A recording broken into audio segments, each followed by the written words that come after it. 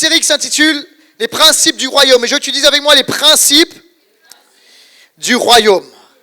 Et vous savez que c'est une série qui tape dur, où on dit les choses. Et aujourd'hui, je voudrais continuer à enfoncer le clou. Et le titre de mon message est « La transmission de bénédiction ». La transmission de bénédiction, c'est un principe important du royaume de Dieu. Et nous lisons ensemble dans le psaume 78, qui est un psaume de transmission de bénédiction de génération en génération. Psaume 78, et on va lire du verset 2 au verset 8. J'ouvre la bouche pour parler en parabole. J'annonce la sagesse du passé. Ce que nous avons entendu, ce que nous avons vu, ce que nos pères nous ont raconté, nous ne le cacherons pas à leurs enfants. Nous redirons, dis avec moi, nous redirons à la génération future les louanges de l'Éternel, sa puissance et les merveilles qu'il a accomplies. Il a établi un témoignage en Jacob. Il a mis une loi en Israël et il a ordonné à nos ancêtres de l'enseigner à leurs enfants. Alléluia. Enseigner à leurs enfants pour que la génération future, celle des enfants à naître, la connaissent et que devenus grands, ils en parlent à leurs enfants. C'est avec moi, transmission. Ainsi, ils mettraient leur confiance en Dieu. Ils n'oublieraient pas la manière d'agir de Dieu et respecteraient ses commandements. Alléluia. Ainsi, ils ne seraient pas comme leurs ancêtres, une génération désobéissante et rebelle, une génération dont le cœur était inconstant et dont l'esprit n'était pas fidèle à Dieu. On prie, on rentre dans la parole maintenant. Seigneur, merci. Saint-Esprit, donne-moi l'inspiration, donne-moi cette dimension prophétique, inspire mon esprit et inspire mon intelligence maintenant. Donne-moi la créativité et donne-moi la précision spirituelle maintenant. Et je prie pour que nos cœurs reçoivent cette parole de manière extrêmement favorable, qu'elle transforme, qu'elle touche, qu'elle bouleverse. Je déclare et j'appelle cela maintenant dans le nom de Jésus et ensemble nous disons Amen. Écoute-moi bien, Dieu, et ça va apparaître à l'écran, est le Dieu des générations. Il est le Dieu, pas d'une génération, mais il est le Dieu des générations.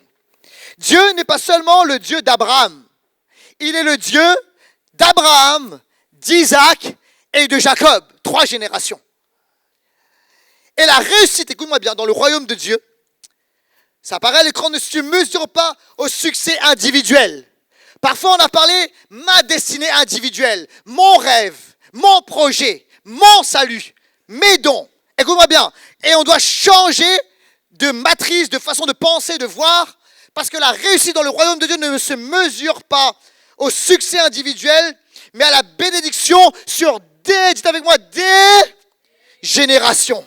Dieu veut déverser sa bénédiction de génération en génération, en génération, en génération. Que quelqu'un dise amen à cela.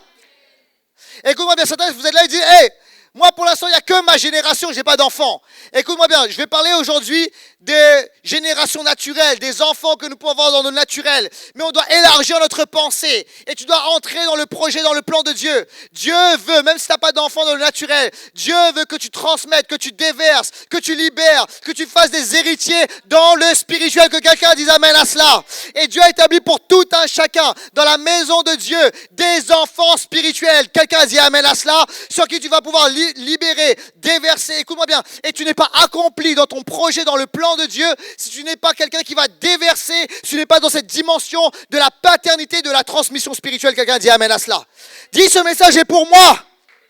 Ce message est pour moi. Mes grands-parents avaient compris le principe de la transmission de bénédiction de génération en génération. Ma grand-mère, Iris, une femme de Dieu extraordinaire, une femme de prière, une mémé créole réunionnaise. Pour ceux qui connaissent, elle ressemblait à César Evora, la chanteuse capverdienne. C'était une femme de prière. Et tous ses enfants, presque tous ses enfants étaient chrétiens. 4 fils, 3 étaient chrétiens, elle n'était pas encore. Celui qui n'était pas encore, Jean Rupi. Et alors, elle a mis sur sa tête une cible de prière. Et pendant 1 an, 2 ans, 3 ans, 4 ans, 5 ans, 6 ans, 7 ans, 10 ans, 15 ans, 20 ans, elle a prié pour mon père. Sans lâcher. Dans l'intercession, dans le jeûne. Et elle maintenait le cap de prière. Mais des fois, alors qu'elle priait plus, il s'endurcissait plus. D'accord? Mais il maintenait la prière et il bombardait la prière. Écoute-moi bien, la prière d'une mère chrétienne est une prière féroce. Quelqu'un a dit amen à cela. Écoute-moi bien, lorsqu'il y a une dimension, un lien, quelque chose de générationnel, lorsque la prière s'active, il y a quelque chose de glorieux qui prend place, alléluia. Et le plus dur parmi les frères a plié les genoux devant le Seigneur. Et un jour, il a pris son téléphone et a dit, j'ai besoin de Jésus. Que quelqu'un dise amen à cela. Est-ce qu'on peut applaudir le Seigneur pour cela? Il y a des personnes ici, vous priez pour des membres de votre famille et peut-être vous êtes découragés. Ne vous découragez pas parce qu'il y a une puissance dans la prière de familiale. Que quelqu'un dise amen à cela. Il y a une puissance lorsqu'une mère prie, lorsqu'un père prie, lorsqu'un oncle prie, lorsqu'un cousin prie, lorsqu'un frère prie. Dis amen quand tu veux. Comment en l'église? Il y a quelque chose de puissant. Et j'aimerais encourager quelqu'un, tes prières ne sont pas vaines. Alléluia. Oh, les prières pour ton père ne sont pas vaines. Dieu les voit, écoute-moi bien. Tu as l'impression que les choses s'endurcissent parce que Satan se déchaîne. Mais bientôt, le pharaon qui tient ta famille va tomber. Alléluia. Une femme de prière. Une femme qui ne lâche pas. Alléluia. Et pendant que j'y suis, je voudrais qu'on célèbre aujourd'hui Pasteur Jean. Parce que hier, il a fêté ses 36 ans. Alléluia. Et c'est incroyable. Alléluia. Quand je le vois, je l'ai vu tout à l'heure. Je dis, oh, papa, regardez, il a plus de style que son fils. Il a un flow incroyable. Je regarde le style, etc. Il rajeunit. Alléluia. Ça, c'est la gloire de Dieu. Quelqu'un a dit, amen à cela. Alléluia. Bon anniversaire. Un homme extraordinaire. Est-ce qu'on peut applaudir cet homme de Dieu? Alléluia. Come on. Yeah. Woo. Alléluia.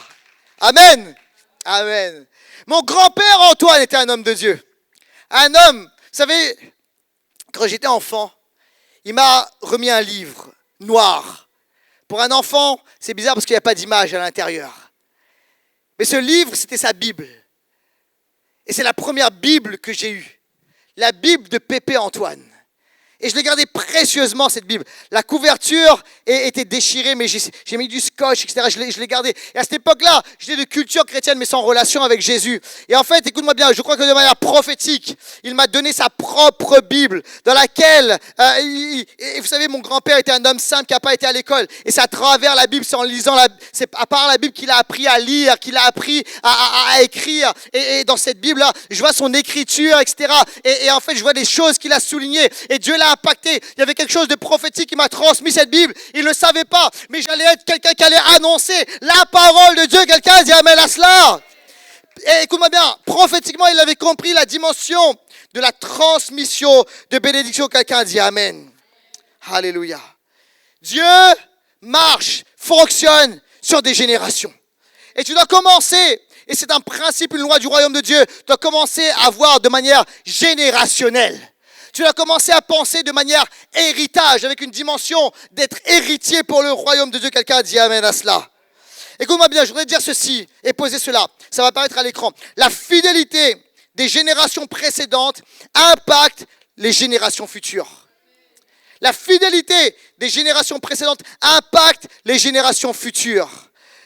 2 Timothée chapitre 1 verset 5. Je garde en effet le souvenir de la foi sincère qui est en toi. D'où est-ce qu'elle vient? Elle a d'abord habité. Cette foi, il est question de la foi en Jésus. Quelqu'un dit amen à cela. Elle a d'abord habité ta grand-mère Loïs et ta mère Eunice. Et je suis persuadé qu'elle habite aussi en toi. Il y a une transmission sur 3 générations. D'abord, la grand-mère Loïs. Ensuite, la mère Eunice. Alléluia. Et ensuite, Timothée qui allait devenir un apôtre du Seigneur. Écoute-moi bien. Très probablement, les commentateurs bibliques disent ceci, les théologiens, qu'il est très probable que c'est une mère chrétienne qui était seule chrétienne dans le foyer. Et que le père, certainement grec, de Timothée, était un païen qui ne marchait pas avec le Seigneur. Mais cette femme a prié. et elle a transmis la foi. La foi a été transmise de génération en génération. Quelqu'un a dit amen à cela. Et je veux aujourd'hui m'adresser à toutes les mamans célibataires qui sont dans ce lieu. Je dis, je suis la seule à avoir la foi. Je suis le seul à élever cet enfant ou ces enfants. Écoute-moi bien, tes prières, tes paroles, ce que tu transmets, ça a de la valeur. Quelqu'un a dit amen à cela. Eunice ne savait pas, mais en annonçant, en priant, en faisant le culte familial, elle est en train de former un futur apôtre, alléluia, qui allait faire des dégâts dans le camp de l'ennemi. Comment? Maman célibataire, écoute-moi bien, maman qui prie, tu es peut-être seule dans le foyer de chrétien, chrétienne. Écoute-moi bien, tu ne pries pas, tu n'intercèdes pas, tu ne parles pas pour rien. Ça a du fruit, ça va porter du fruit sur des générations. Quelqu'un a dit amen à cela. Alléluia. Timothée, un leader apostolique, est le produit de la fidélité de sa mère et de sa grand-mère. Alléluia. Je voudrais dire ceci, certaines personnes, écoute-moi bien, il y a des jeunes peut-être qui vont nous regarder ou qui nous regardent dans ce lieu. Et écoute-moi bien, tu es préservé, je voudrais dire ceci, tu es préservé. Pourquoi et comment? Grâce à la fidélité de tes parents. Certains sont préservés grâce à la fidélité de leurs parents ou de leurs grands-parents. On lit la parole de Dieu. Écoute-moi bien. 2 Rois, chapitre 13, verset 22. Hazaël, le roi de Syrie, avait opprimé Israël pendant toute la vie de Joachaz. Mais l'Éternel leur fit grâce et eut compassion d'eux. Autrement dit, le Seigneur n'a pas permis qu'ils soient détruits par le roi syrien. Il se tourna vers eux à cause, écoute-moi bien, à cause de son alliance avec Abraham, Isaac et Jacob. Le peuple à ce moment-là était dans la désobéissance. Le peuple d'Israël était en opposition à Dieu. Mais écoute-moi bien, à cause de l'alliance qui avait été conclue des années auparavant, que Dieu avait conclu avec Abraham, Isaac et Jacob, il est écrit ceci, jusqu'à présent, il n'a pas voulu les détruire et il ne les a pas rejetés loin de lui. À cause de quoi? Ils ont été préservés, ils ont été gardés. À cause de quoi? À cause de l'alliance qui a été conclue avant. Il y a des jeunes ici. Tu dis, oh là là, j'ai de la chance. Non, ce n'est pas de la chance. C'est parce qu'il y a des gens qui ont fait alliance avec Dieu dans les générations précédentes. Et le Seigneur est fidèle. Quelqu'un a dit amen à cela. Et en fait, c'est un temps pour toi. Prépare-toi, tu dois te repentir. Si on te dit dans ce temps-là, je te fais grâce encore. Mais écoute-moi, c'est parce que j'ai fait une promesse, j'ai fait une alliance avec tes ancêtres. J'ai fait une alliance avec tes parents. C'est pas de la chance, c'est parce que Dieu respecte son alliance. Et tu es préservé par rapport à cela. Mais tu dois plier les genoux devant le Seigneur. Quelqu'un dit amen. Je voudrais poser ceci. Et ça va peut-être aller à l'encontre parfois des valeurs, même des valeurs politiques, j'ose le dire. Écoute-moi bien, ça va apparaître à l'écran. L'héritage est une valeur du royaume. L'héritage est une valeur du royaume. À tout niveau. Vous êtes là ou pas? Premièrement, spirituel. Ensuite, émotionnel, moral. Quelqu'un dit amen à cela. Et financier. Vous savez, lorsque, je le dis, ok, je vais oser le dire, lorsque un État, par exemple, bloque l'héritage, quelqu'un a travaillé toute sa vie, il a travaillé, il s'est donné, et alors il veut transmettre à ses enfants, et c'est un État qui prend quasiment la moitié, d'accord? C'est pas conforme aux lois bibliques. Vous êtes là ou pas? Ok, bon, je ferme la parenthèse. Ok, vous avez compris. L'héritage est une valeur profondément biblique, c'est une valeur du royaume de Dieu. Et c'est la raison pour laquelle nous devons travailler à un héritage spirituel, premièrement, mais un héritage à tout niveau, moral, financier. Alléluia, quelqu'un a dit amen à cela. On est appelé à laisser quelque chose sur cette terre, à transmettre quelque chose. Le problème, et ça va apparaître à l'écran, c'est un sociologue qui dit ça, 2 générations suffisent pour détruire un héritage de bénédiction. Deux générations, pas plus. Un héritage, ça peut être spirituel, moral ou financier. 2 générations. Comment ça se passe? Ça se passe par oubli ou par absence de transmission. Souvent, une génération a travaillé fort. Ils sont investis. D'accord? Alors, par le travail, par l'investissement, par toutes sortes de choses, des sacrifices, il y a eu un bien capital, quelque chose, que ce soit spirituel, que ce soit financier, entrepreneurial, quelque chose qui a été développé, d'accord? Et la génération juste en dessous, d'accord, qui suit, a vu les parents travailler, s'investir, se donner, d'accord? Donc, ils ont vu les sacrifices, ils n'ont pas sacrifié peut-être comme les parents, mais ils ont vu les sacrifices. Et, d'accord, ils héritent de cela, ils ne l'ont pas vécu, mais ils les ont vus. La génération d'après n'a ni vu, ni vécu. Vous êtes là ou pas? Et parfois, ils pensent que les richesses, les bonnes choses, etc., c'est juste acquis. Je suis né avec une cuillère en argent dans la bouche et c'est normal. Et alors, vous savez ce qui se passe? Alors qu'il y a eu des sacrifices, alors qu'il y a eu des principes qui ont été adoptés, on oublie tout cela. Et en fait, l'héritage, les bénédictions, tout cela est dilapidé. Vous êtes avec moi ou pas? 2 générations suffisent. Mais aujourd'hui, je ne veux pas que la bénédiction soit, comment dirais-je, dilapidée. Mais mon message est tout le contraire. Et mon message, c'est pour la transmission de la bénédiction. Quelqu'un a dit amen à cela. Et je voudrais poser quelque chose, et puis après, on va aller dans le cœur du sujet. Mais je voudrais quand même poser ceci en premier point. Point numéro 1, écoutez bien ceci. Comment entrer dans cette transmission de bénédiction? Point numéro 1, un signe de décadence. Et on va aller très rapidement là-dessus, mais je voudrais quand même poser ceci parce que c'est important. Ça va pas être à l'écran.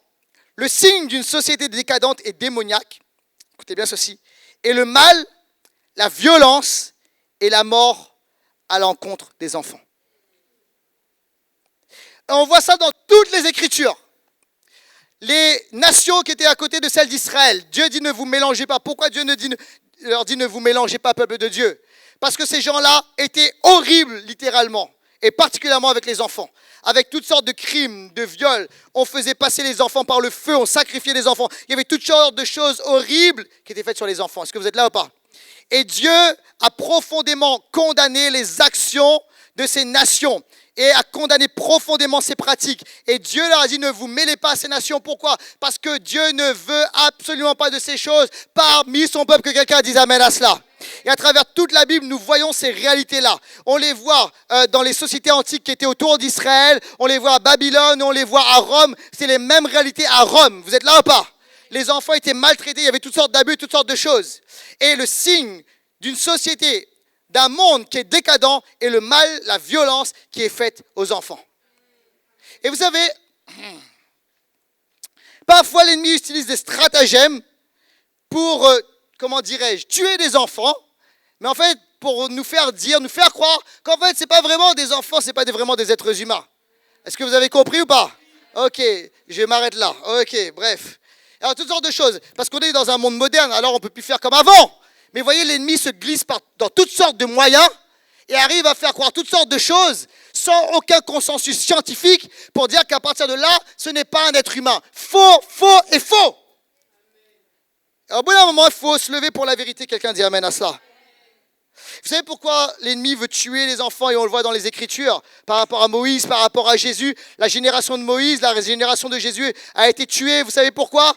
Parce que l'ennemi veut détruire le plan de Dieu. À chaque fois que, écoutez bien ceci, l'ennemi sent que dans cette génération, il va y avoir une génération qui va porter l'onction, une génération qui va se lever pour le Seigneur. L'ennemi le sent et il veut détruire cette génération et amène le crime et la mort.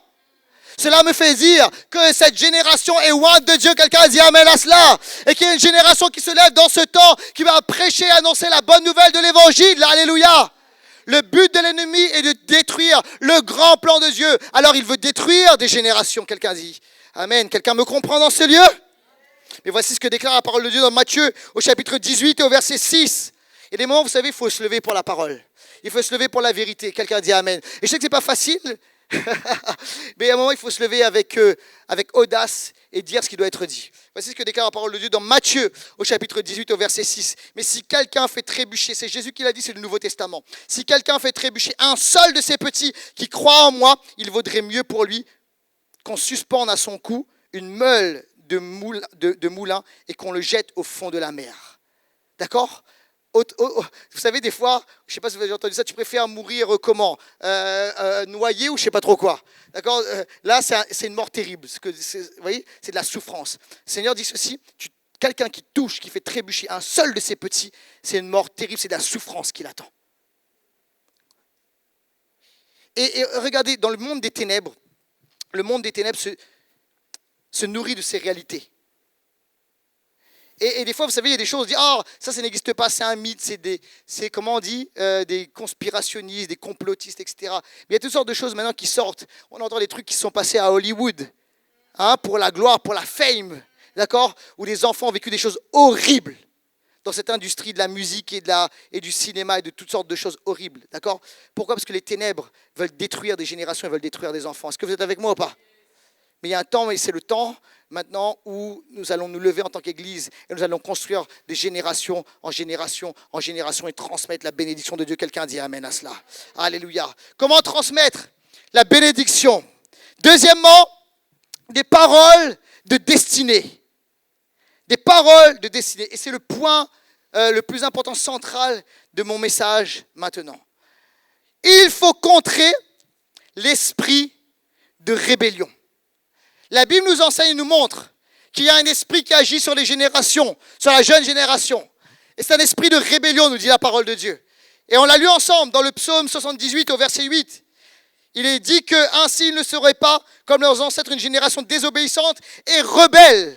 La Bible parle, elle dit ceci qu'il y a une génération désobéissante et rebelle, dont le cœur est inconstant et dont l'esprit n'est pas fidèle à l'esprit de Dieu. Autrement dit, leur esprit n'est plus en communion avec l'esprit de Dieu. Ça veut dire que leur esprit est en communion avec un autre esprit. Vous êtes là ou pas? Et c'est l'esprit de rébellion. Et dans le Nouveau Testament, cette même réalité est reprise par la bouche de l'apôtre Paul. Et il dit ceci. Je ne l'ai pas mis. Est-ce que ça va apparaître à l'écran? Ça apparaît à l'écran, extraordinaire, merci. Car les hommes seront égoïstes dans les fins des temps. Les hommes seront égoïstes, amis de l'argent, vantards, orgueilleux, blasphémateurs, rebelles à leurs parents, ingrats et impies. Donc la Bible nous parle de cette réalité, qu'il y a dans la fin des temps un esprit de rébellion. Et il faut contrer cet esprit de rébellion. La question est comment? Et la bonne nouvelle, c'est que le psaume 78 nous enseigne comment contrer l'esprit de rébellion. Il dit, ils ne seront pas rebelles, désobéissants, etc. Comment? Et voici ce que dit le psaume 78, versets 3 à 4. Ce que nous avons entendu, ce que nous savons, ce que nos pères nous ont raconté, nous ne le cacherons pas à leurs enfants. Nous dirons à la génération future les louanges de l'Éternel et sa puissance et les prodiges qu'il a opérés. À plusieurs reprises dans ce psaume, il y a un mot qui revient, traduit de différentes manières, c'est le mot sophar. Et ça signifie relater, raconter, dire, déclarer, faire le récit, rapporter, parler. Vous êtes là ou pas? Autrement dit, ça va apparaître à l'écran, pour contrer l'esprit de rébellion, il faut être intentionnel et ne pas être dans la passivité spirituelle. C'est notre responsabilité en tant que parents, en tant qu'adultes chrétiens, en tant que peuple de Dieu, de nous lever. C'est notre responsabilité d'annoncer. Écoute bien ceci, l'absence d'une transmission intentionnelle de notre part va laisser place à une transmission intentionnelle de l'ennemi par la malédiction. L'ennemi ne va pas se gêner pour parler à nos enfants. Est-ce que vous êtes là ou pas? Des fois, vous savez, on les laisse choisir, etc. L'ennemi ne les laisse pas choisir. L'ennemi bombarde, il prêche à travers la musique, à travers les dessins animés même, à travers les écrans, à travers la culture, à travers toutes sortes de choses. L'ennemi bombarde et parfois l'ennemi essaie même de bombarder à travers toutes sortes de choses et rentrer même à travers l'éducation nationale, etc. Vous êtes là ou pas? Pour bombarder à nos enfants. Mais il est temps de nous tenir dans la vérité. Quelqu'un dit amen à cela. Et le psalmiste dit, il faut raconter ce que nos pères nous ont raconté. Et il faut le raconter à la génération suivante, puis à la génération suivante, puis à la génération suivante. Quelqu'un dit amen à cela. Soyons intentionnels, soyons des prédicateurs pour la jeune génération, soyons des modèles pour la nouvelle génération. Dis amen à cela et applaudis le Seigneur, commande. Alléluia. Écoute bien, les mini-héros là-bas, c'est l'église d'aujourd'hui. Et nous devons les influencer, nous devons leur parler, nous devons leur prêcher, nous devons leur dire, quelqu'un dit amen à cela. Et on ne s'arrêtera pas. Mais il faut le faire de manière intentionnelle. Pas en disant on verra. Ou dire, écoute-moi, certains parfois pensent c'est le rôle de l'église. Non, ce n'est pas le rôle de l'église. C'est le rôle premièrement des parents. Et on va continuer par rapport à ça. Écoute-moi bien, il faut instruire, il faut instruire dans la parole. À plusieurs reprises, dans les relations parents-enfants, et je parle aussi de parents spirituels, la Bible nous enseigne d'instruire dans la parole. Proverbe, chapitre 22, est-ce que vous êtes avec moi ou pas? Chapitre 22, verset 6. Si vous voulez recevoir la bénédiction familiale, il y a des personnes ici, tu veux une maison en paix, tu veux des enfants qui plus tard te procureront la joie, applique cela. Instruis dans la parole. Instruis l'enfant selon la voie qu'il doit suivre. Et quand il sera vieux, il ne s'en détournera pas. Le mot instruire, là, en hébreu, c'est shadak. Ça signifie dédicace. Ça signifie établir. En fait, tu es en train d'établir l'enfant. Tu es en train de le positionner. Instruis-le. Quelqu'un dit amen à cela. Deutéronome, chapitre 6, versets 6 et 7. Et ces commandements que je te donne aujourd'hui seront dans ton cœur. Premièrement, dans ton cœur. Tu les inculqueras à tes enfants et tu en parleras quand tu seras dans ta maison. Alléluia. Quand tu iras en voyage, quand tu te coucheras et quand tu te lèveras. Autrement dit, non-stop, l'atmosphère de la parole. Quelqu'un a dit amen à ça. L'atmosphère spirituelle dans ta maison. Alléluia. Tu l'as reçu, le garde pas. Écoute-moi bien, c'est pas juste quelque chose, c'est juste pour moi. Répands-le autour de toi. Répands-le à tes enfants. Répands-le dans ta famille. Parle et bombarde. Tes enfants sont fatigués. Continue encore. Quelqu'un dit amen à cela. Alléluia. Je me souviens lorsque, tout d'abord, mes parents sont devenus chrétiens, d'accord? Puis moi, quelques mois plus tard, en fait, on a commencé les cultes familiaux très rapidement, d'accord? Et ils ont commencé à instituer ça. Alors, des fois, mon père, vous savez, c'était un homme de prière. Alors, des fois, nous, on était là, jeunes ados, et puis il priait longtemps. Ok? Mais écoutez-moi, ces prières longues, on se met quelque chose dans notre cœur. Alléluia. Et au lieu de 3 enfants, écoute-moi bien, ce qui a été semé, ce qui a été inculqué en grandissant, c'est resté. Quelqu'un a dit amen à cela. Et grâce à Dieu, et grâce à l'instruction qui a été faite, les 3 enfants, nous sommes avec Dieu, nous marchons avec le Seigneur. Quelqu'un a dit amen à cela. Alléluia. Mais c'est parce qu'il y a une instruction. Alléluia. Deutéronome chapitre 4, verset 9. Seulement, prends garde à toi et veille attentivement sur ton âme, tous les jours de ta vie, de peur que tu n'oublies les choses que tes yeux ont vues et qu'elles ne sortent de ton cœur. Enseigne-les, dites avec moi, enseigne-les à tes enfants et aux enfants de tes enfants. Écoute-moi, il est temps pour les familles d'instaurer dans les maisons des cultes familiaux, des cultes en famille. Et parfois, vous savez, il y a des parents qui attendent que l'Église, fasse la transmission de bénédictions spirituelles. Et en fait, l'Église est une aide. Mais concrètement, tes enfants vont passer quoi, 2 heures, 3 heures à l'église par semaine? Et tout le reste du temps, où est-ce qu'ils sont? À l'école et avec toi. Vous êtes là ou pas? Donc tu ne peux pas t'attendre à ce que l'église fasse tout le job. Et il faut instaurer dans la maison cette réalité de l'instruction, d'établir des cultes familiaux, de prier ensemble, de lire la parole de Dieu ensemble. Ok? Et la première responsabilité sur les enfants, c'est les parents. On dit, mais instruisez.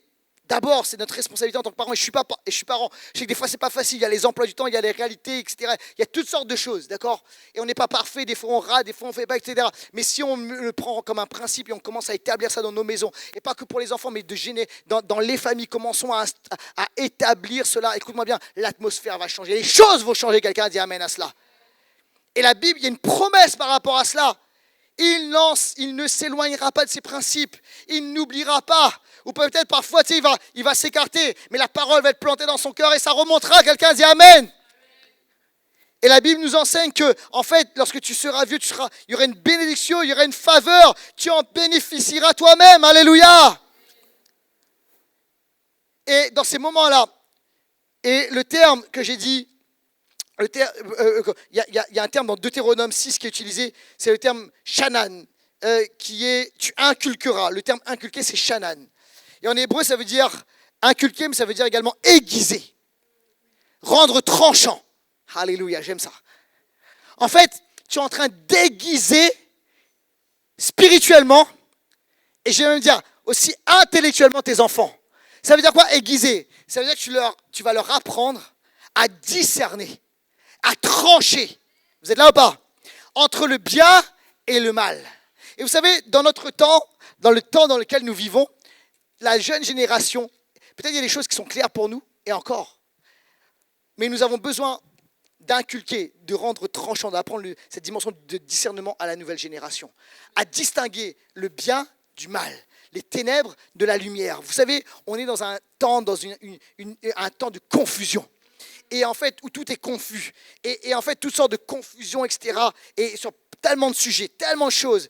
Et vous savez, nos enfants avec leur grandissent et ils nous posent des questions sur telle et telle chose, sur tellement de situations. Et en fait, vous savez, il ne faut pas dire « oh, peut-être que », etc. On doit avoir une parole claire. Vous êtes là ou pas? Vous savez ce qu'on leur dit? Les gens, certaines personnes pensent comme ça, certaines personnes réfléchissent comme ça, mais nous, en tant que chrétiens, on respecte tout le monde. D'accord? On n'insulte personne, on respecte tout le monde, on honore tout le monde, chaque être humain. Mais en tant que chrétiens, nous croyons dans la parole de Dieu, nous croyons dans la Bible, et voici ce que la Bible dit, et c'est ce que tu dois croire, c'est ce que nous devons croire. Il n'y a pas d'option, il n'y a pas de choix, il n'y a pas de tout ça. Est-ce que vous êtes là ou pas? On amène du discernement, et on amène les enfants à être aiguisés. Alléluia! Est-ce que vous le recevez? Quelqu'un dit amen à cela. Alléluia. Ok, je vais un peu plus loin. Parce que j'ai dit des paroles de destinée. Alors on a dit, il faut contrer l'esprit de rébellion. Comment on instruit dans la parole. Mais il faut aller plus loin, parce que là j'ai parlé de la parole en général. Mais nos enfants ont besoin de recevoir des paroles de destinée. Des paroles qui vont impacter leur cœur et ils diront certainement cela vient de Dieu. C'est ce que j'appelle des paroles créatrices. C'est ce que j'appelle des paroles de destinée. Et comment ces paroles de destinée, ces paroles qui engendrent quelque chose dans le cœur, comment est-ce que ça vient? Et ça va apparaître à l'écran. La parole, cette parole de destinée, c'est la parole écrite plus l'atmosphère du Saint-Esprit. Écoute-moi bien. Lorsque dans un endroit, il y a l'atmosphère du Saint-Esprit et il y a la parole écrite, dans tout cela, il va y avoir un moment, une parole réma, une parole de destinée qui va sortir. Dans Genèse, écoute-moi bien, au chapitre 1 et au verset 2 et 3, il est écrit ceci. Il n'y avait que du chaos. La terre n'était que chaos et vide. Et parfois, autour de nous, peut-être dans ton foyer, actuellement, tu dis, tout est chaos et vide. D'accord? C'est le chaos autour. Mais écoute-moi bien, voici ce qu'il est dit. Il y avait ténèbres à la surface de l'abîme, mais l'Esprit de Dieu planait au-dessus des eaux.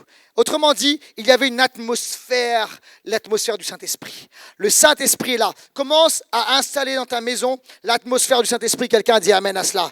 Amen la louange, amen la prière, amen l'intercession, amen toutes ces réalités, alléluia. Mes enfants, ils ont l'habitude, vous savez, avec le soaking, ils ont l'habitude, d'accord? Alors, à la maison, ils ont l'habitude de voir sur mon téléphone, des fois sur la télé, sur mes YouTube, les têtes de lion avec le soaking, l'atmosphère spirituelle, etc. Ils ont l'habitude de tout cela, d'accord? Ils connaissent les chants de louange, ils connaissent tout ça. Pourquoi? Parce qu'on veut installer l'atmosphère du royaume. Quelqu'un a dit amen à cela. Amen. On établit l'atmosphère du Saint-Esprit. Et alors, écoute-moi bien. Genèse chapitre 3, chapitre 1, verset 3. Dieu dit, il y a l'Esprit, l'atmosphère du Saint-Esprit, et Dieu parle. Il y a la parole. Alléluia. Qu'il y ait de la lumière. Et quoi? Il y eut de la lumière. En fait, écoute-moi bien. Lorsque l'Esprit est là, et la parole est là, il y a création, il y a destinée, il y a une réalité qui engendre. Quelqu'un dit amen à cela. Il y a une naissance. Laisse-moi entendre un bon amen. En fait, la jeune génération a besoin d'un peuple rempli du Saint-Esprit et rempli de la parole de Dieu et rempli, alléluia, de l'esprit prophétique qui va annoncer, dire, proclamer, alléluia, une parole de destinée qui va shifter leur vie. Quelqu'un dit amen. C'est ça, les amis. Jésus a dit lui-même, dans Matthieu chapitre 4, verset 4, il est écrit, l'homme ne vivra pas de pain seulement, mais de toute parole. Et le mot en grec, c'est rhéma. C'est pas logos, c'est rhéma. Et rhéma, c'est une parole, une parole visée, une parole de destinée. La parole, toute parole qui sort de la bouche de Dieu. Et notre génération a besoin d'entendre cela. Je dis ça pourquoi? Parce que nous devons faire attention de ne pas proclamer au lieu des paroles de destinée, des paroles de bénédiction, des paroles de mort sur la jeune génération. Et je voudrais dire ceci, on doit faire attention, écoutez bien. Attention à nos paroles quand nos émotions sont déséquilibrées. Vous savez, il y a des moments où notre âme, elle est perturbée, etc. Et on est en colère, il peut y avoir toutes sortes de choses. Vous savez, dans ces moments-là, le mieux, c'est de ne pas parler. Vous savez pourquoi? Parce que lorsqu'on est en colère, involontairement, j'ai dit quoi? J'ai dit que lorsqu'on prononce une parole de destinée, c'est la parole de Dieu avec l'atmosphère du Saint-Esprit. Mais le contraire est aussi vrai. Il est possible, même pour des chrétiens, de prononcer une parole de destruction, non pas de destinée, mais de destruction, sur la vie d'enfant. Pourquoi ? Parce qu'on est inspiré, ou on est sous l'atmosphère, non pas de l'Esprit de Dieu, mais d'un esprit mauvais. Vous êtes là ou pas ? Et Jésus a parlé de ça à ses disciples. Les disciples, dans Luc au chapitre 9, ils sont passés dans un village de Samarie, et ce village n'a pas accueilli Jésus et ses disciples. Et les disciples ont dit, « Seigneur, veux-tu, comme Élie, que nous appelions le feu du ciel pour consumer ces gens ?» Et Jésus leur a dit ceci, « Vous ne savez pas de quel esprit vous êtes animés. » Vous êtes là ou pas ? Jésus leur a interdit. En fait, à ce moment-là, ils devaient fermer leur bouche. Et Jésus leur a fait fermer la bouche parce que les paroles, même pseudo-spirituelles, Élie, n'étaient pas du tout de Dieu. C'était inspiré par des puissances de mort. Alors on doit faire attention lorsque nos émotions sont déséquilibrées. Attention à ne pas parler. Attention sous quel esprit nous sommes. Est-ce que vous êtes avec moi ou pas ? Et ça, c'est vrai pour les générations futures et c'est vrai pour tout en général. Est-ce que quelqu'un me suit ? Est-ce que quelqu'un est avec moi dans ce lieu ? Alléluia. Cette génération a besoin d'entendre la parole de Dieu, des paroles de destinée. Alléluia. Et je vais finir avec cela. Et je vais appeler l'équipe de louange à bien vouloir revenir. Et comme dit Pasteur Jean, tranquillement, tout doucement. Troisièmement, les limites de l'espace de bénédiction. C'est quelque chose qu'on doit apprendre et qu'on doit laisser si on veut transmettre un héritage de bénédiction. Je disais tout à l'heure, 2 générations suffisent pour détruire un héritage, pour détruire ce qui a été créé, ce qui a été développé. 2 générations seulement. Et le problème, c'est que bien souvent, les limites de l'espace de la bénédiction ce principe-là n'a pas été inculqué, ou il n'a pas été compris, ou il n'a pas été respecté. Pourtant, c'est un principe spirituel très important. Ça ne va pas être à l'écran. Le principe des limites de l'espace de bénédiction doit être inculqué aux générations futures. Et l'apôtre Paul, ça marche pour les enfants, mais ça marche pour tout. Ce que je veux dire par là, c'est qu'il y a une limite dans laquelle tu es béni, mais si tu sors de ce cadre, si tu sors de cette limite, tu rentres dans la malédiction. Et il est très important pour cette génération qui marche avec Dieu, qui veut transmettre quelque chose, d'inculquer à la génération future de ne pas sortir des limites de la bénédiction. Et l'apôtre Paul lui-même en parle, il en parle pour son ministère, mais ça s'applique aussi aux enfants. 2 Corinthiens chapitre 10, versets 13 à 14. Quant à nous, nous ne voulons pas nous montrer excessivement fiers, mais seulement dans la limite du champ d'action que Dieu nous a attribué en nous faisant parvenir jusqu'à vous. Le mot ici, les limites du champ d'action, en grec, c'est le métron. D'accord ? En fait, c'est un secteur, c'est un segment. D'accord ? Et là, c'est dans ce métron-là, c'est dans ce segment, c'est dans cette partie-là qu'il y a la bénédiction de Dieu pour moi. Et l'apôtre Paul dit, je ne dois pas en sortir. C'est des limites que Dieu a placées dans ma vie. Est-ce que vous êtes là ou pas ? Et il dit, nous ne dépassons pas nos limites comme si nous n'étions pas venus jusqu'à vous. Donc l'apôtre Paul dit, attention, je ne sors pas de ces limites. Et c'est le principe des limites de l'espace de bénédiction. Et je sais pourquoi. Parce que les amis, il était important. Et ça fait partie de la bonne transmission d'enseigner et de structurer la nouvelle génération afin qu'ils ne sortent pas de l'espace de bénédiction. À plusieurs reprises dans les Écritures. Et en fait, c'est dans l'Ancien Testament. Et vous savez, c'est dans l'Ancien, mais c'est aussi dans le Nouveau. Et parfois, vous savez, on n'a pas compris la grâce. Et des fois, il y a des gens qui comprennent la grâce comme on a le droit de tout faire. C'est pas ça la grâce. La grâce a un secteur. La grâce a un espace. Et en fait, ce qu'on doit faire, c'est on doit enseigner à la nouvelle génération, à la génération future, de ne pas sortir de l'espace de la grâce et de la bénédiction. Et en fait, comment on doit le faire ? On doit le faire en instruisant, on doit le faire par la vérité. Et l'apôtre Paul le dit dans Éphésiens chapitre 6, verset 4. Et vous, pères, et alors, ça s'adresse aussi aux mères, mais écoutez bien, il y a un rôle particulier pour nous les hommes. Quelqu'un dit amen à cela. C'est pourquoi, la dernière fois, j'ai prêché là-dessus. Il faut une génération d'hommes responsables, alléluia, aimants et responsables, qui va se lever avec vérité. Laissez-moi entendre un bon amen à cela. Il y a des personnes ici, vous élevez les enfants seuls. Il y a des mamans peut-être seules. Et Dieu te donne l'onction, alléluia, pour le faire aussi. Quelqu'un dit Amen. N'héritez pas vos enfants, mais élevez-les, écoutez bien ceci, en les corrigeant et en les instruisant selon le Seigneur. C'est un principe biblique. Et la Bible dit ceci, n'irritez pas. Donc il ne s'agit pas d'user de violence, d'abus. C'est très clair. Est-ce que vous êtes là ou pas? Pas de violence, pas d'abus, pas de ça.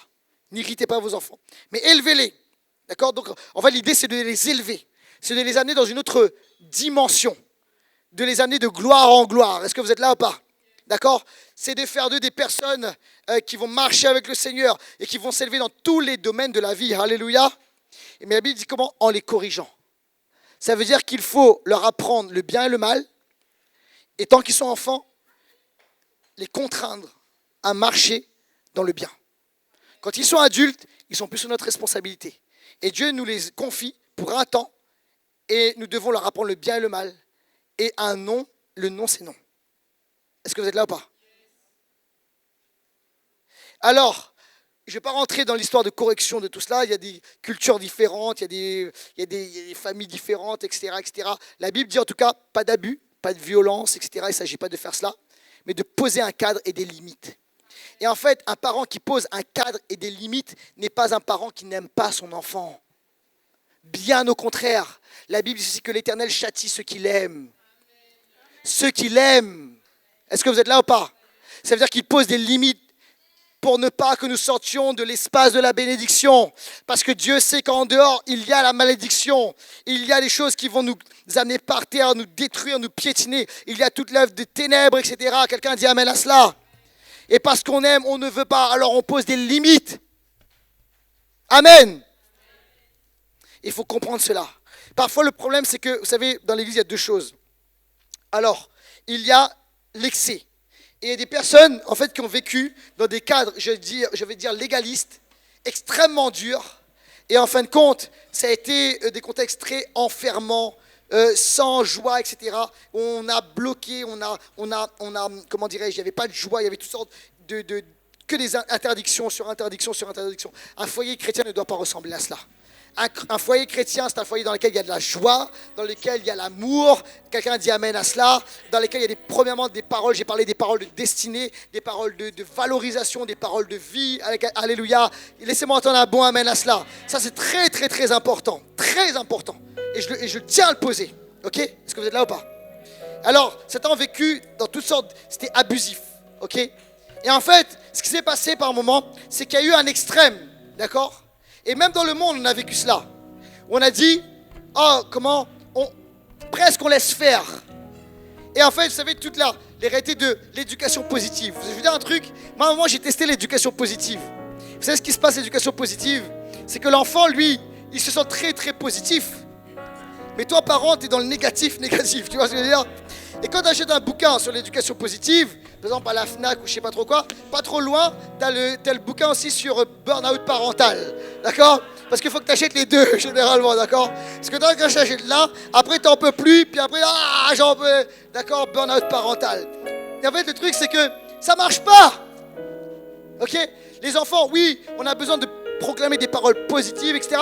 Mais l'amour, oui. Mais un enfant n'est pas roi dans la maison. Et en fait, vous savez, le truc, c'est que c'est incroyable. En fait, vous savez, même les psychologues pour enfants, les pédopsychiatres, etc., vous savez, ils reviennent sur ce qu'ils ont dit avant. C'est drôle, hein? Vous savez, mai 68, après mai 68, ils ont dit interdit d'interdire, on fait ce qu'on veut, etc. L'emprise du père, blablabla, etc. Et même dans les pays scandinaves, on dit on fait tout cela. Et maintenant, vous savez ce qui se passe? Dans les pays scandinaves, ils sont revenus, ils ont dit non, c'est pas possible. Ça marche pas, ça fait pas une bonne génération.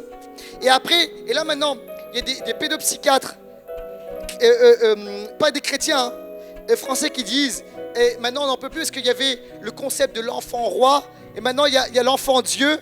Et maintenant, il y a les enfants même qui martyrisent les parents. D'accord? Dictateurs, je ne sais plus comment ils disent. Et en fait, il dit qu'il faut changer cela. Un enfant, pour bien grandir, et c'est de l'amour, un enfant a besoin de limites. Vous êtes là ou pas? Plein d'amour, plein d'amour et de vérité, comme Jésus. Vous savez, Jésus, regardez ce qu'il a fait. Il était plein de grâce et d'amour. Mais lorsqu'il fallait reprendre, il a repris. Quand il fallait recadrer, il recadrait. Quelqu'un dit amen à cela. Et en fait, ce qu'on fait là, c'est qu'on est en train de les structurer. Et on est en train de faire en sorte qu'ils ne sortent pas de l'espace de la bénédiction, de la grâce. Et qu'ils y restent. Des fois, tu sais, j'entends, il faut que les enfants fassent leurs propres expériences pour comprendre. Non. Non. D'accord? Tu n'as pas besoin de faire ton propre expérience. Tu sais quoi? Tu n'as pas besoin de consommer de la drogue pour savoir que la drogue, ça va te détruire. Tu n'as pas besoin d'être alcoolique pour savoir que l'alcool va te détruire. Vous êtes là ou pas? Tu n'as pas besoin d'être adultère pour savoir que ça va tuer ton mariage. Il y a plein de choses. Moi, tu vois, pas que moi, je ne vais pas parler de moi, mais il y a plein de personnes ici. Vous n'avez jamais goûté. Pourquoi? Parce que vous êtes resté dans l'espace de la grâce. Et vous n'avez pas besoin d'expérimenter le mal pour savoir que c'est mal et que ça va vous détruire. On a assez de témoignages autour de nous. Et par amour, pour la transmission de la bénédiction, par un moment, il faut être ferme. La dernière fois, j'ai dit à un de mes enfants, ils veulent pas que je les cite, alors j'arrête de les citer maintenant, d'accord? J'ai un de mes enfants, je dirais pas qui, parce qu'il y en a deux, bon bref, ok? Faites pas d'enquête, hein. J'ai dit, à la maison, c'est moi le chef. Et là, il dit, c'est Jésus.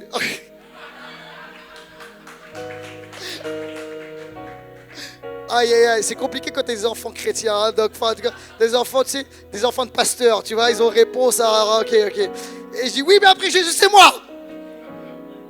Clac. Enfin, moi et maman, en vrai, bref, ok.